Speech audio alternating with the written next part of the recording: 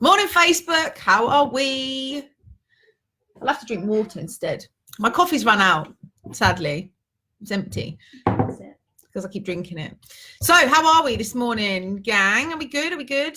So I wanted to do a quick video this morning because I've had a bit of feedback from a couple of my clients this week, and I thought it was quite interesting.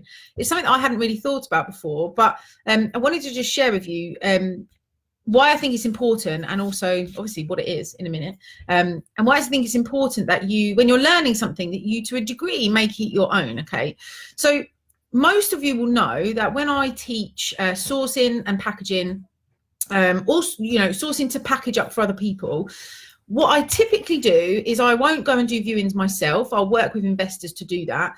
And most of you will also know that when I do rent to rent, I don't usually pay a deposit. Okay, and that's I take out a deposit replacement insurance instead.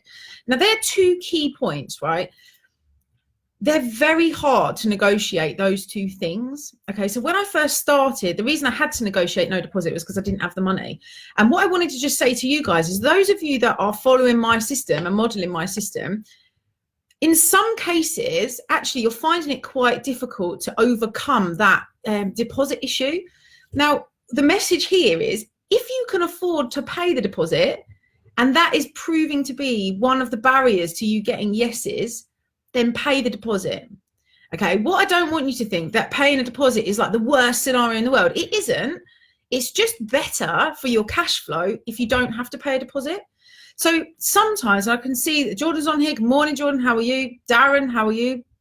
Sometimes when you're doing things, actually, if you're hitting a barrier, but you've got the capacity to overcome that barrier with a different solution, then do it.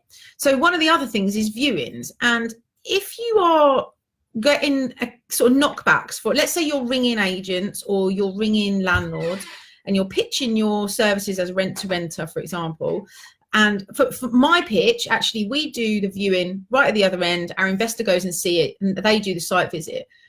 I have to really control that communication all the way through to get them to agree to terms and prices without me having to seen the house. It's quite difficult to do. And I don't want you to think that I completely disapprove of you going to do viewings, because I absolutely don't. If going to see viewings overcomes the barrier and you've got the facility to go and do it, i.e. you're sourcing locally to you and you can get on a train, or you can go and see it, or you've got a day off and you've got the time, then absolutely go and do the viewing. But if you haven't, then you have to work out a way to actually control, like close out the conversation, close out the negotiation without doing the viewing.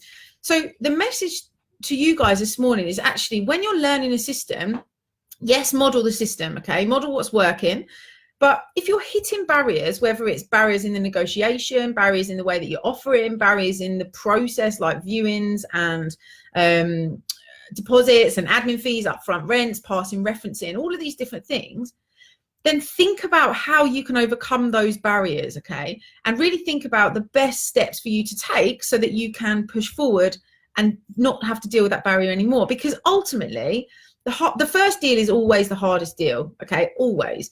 Every single person that I've taught, for me personally, everybody I work with, we all agree that the first deal is the hardest deal to get, because you're still learning all the different things to say, all the different contractual clauses, all the different bits and pieces.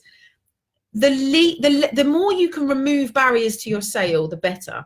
Okay, for me personally, the business I wanted to create was a business that didn't mean I needed to go out and see houses, because I was packaging for other people. And so I structure my communication and my conversation and take the conversation down that route where I don't have to do the viewing until the very end. So all my offers are subject to a site visit or subject to a full site appraisal.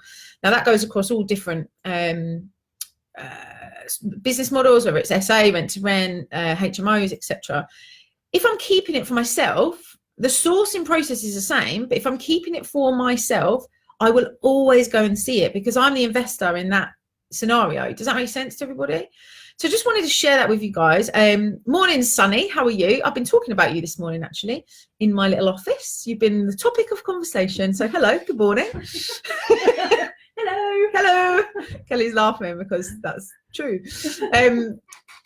I just wanted to basically tell you guys that actually, if you're hitting a barrier, just jump over it. Don't keep plugging away at something that you're finding really difficult if actually you've got the facility to get rid of it by just doing something slightly different.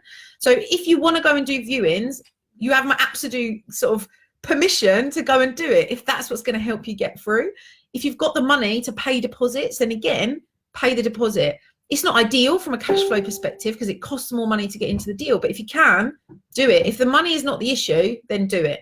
I hope that's helpful for a Friday morning. I am going to go now and make my coffee because my coffee's run out. Sad face.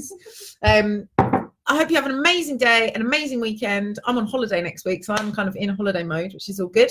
I look forward to hearing your results and seeing results and everything over the weekend of what's going on. Have fun. See you. Bye.